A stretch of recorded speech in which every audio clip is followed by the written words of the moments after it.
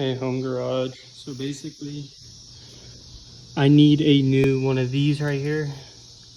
I don't care if it comes with a little throttle housing, whatever. But basically, I need a new throttle cable.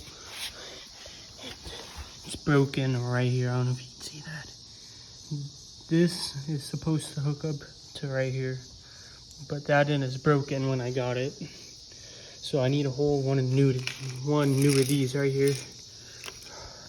Here is the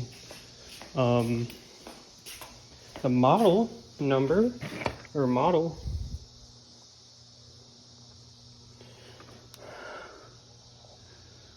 I don't know if that's a part number for this head, but I need to find the actual. Let's see if we can find it.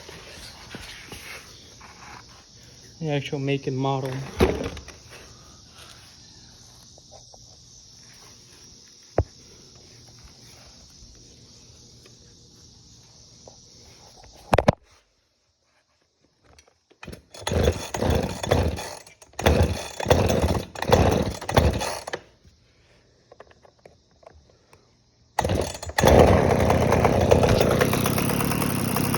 Here's it running right here.